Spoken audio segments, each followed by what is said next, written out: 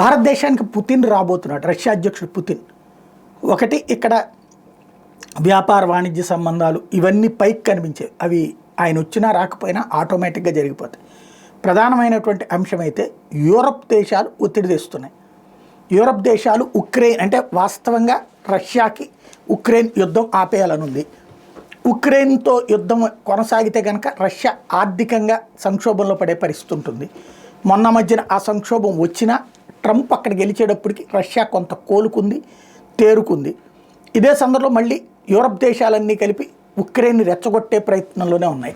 ఒకటి శాంతి చర్చలో తమ భాగస్వామ్యం కావాలనుకోవడం, రెండో పక్కన ఉక్రెయిన్కి అండగా నిలబడతామంటూ దానికి కాస్త ధైర్యాన్ని ఇచ్చి యుద్ధానికి కొనసాగించేలాంటిది, లేదా ఉక్రెయిన్ నుంచి రష్యా ఆక్రమించుకున్న భూభాగాల్ని తిరిగి తీసుకోవడం అనేటటువంటి దాన్ని వాళ్ళు పేచీ పెడతారు.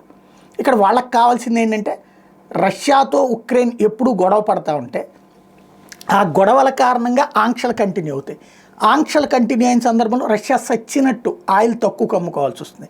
అలా తక్కువ కమ్ముకున్న ఆయిల్ని చైనా, భారత్ లాంటివి కొని మళ్ళీ ఈ చైనా, భారత్ నుంచి అయ్యే యూరప్ దేశాలకు ఉంటాయి. అంటే ప్రశాంతంగా ఉంటే కనుక $110, $125, $130 అమ్ముతుంది రష్యా, ఈవెన్ అరబ్ దేశాలైనా సరే. అదే ప్రశాంతత లేకపోయేటప్పటికి రష్యా అప్పుడు $40 అమ్మింది. అప్పుడు $90 నుంచి $100 సౌదీ అరేబియా లాంటి వాళ్ళకి సంబంధించిన ఆయిల్ కాస్ట్ ఉంది. అంటే ఆ స్థాయిలో దిగొచ్చి చేసింది. అంటే ఆ విధమైనటువంటి అదే కదా భారీ బెనిఫిట్, అలా చేసుకొచ్చారు. ఇది పుతిన్కి తెలుసు, ప్రపంచం మొత్తానికి తెలుసు. ఇప్పుడు పుతిన్ వచ్చే కారణం ఏంటంటే యూరప్ దేశాలలో ఫ్రాన్స్ కావచ్చు, జర్మనీ కావచ్చు, ఇద్దరు కూడా నరేంద్ర మోడీకి బాగా క్లోజ్గా ఉంటారు. యూరోపియన్ యూనియన్ వాళ్ళు నరేంద్ర మోడీ అంటే అభిమానిస్తారు, గౌరవిస్తారు.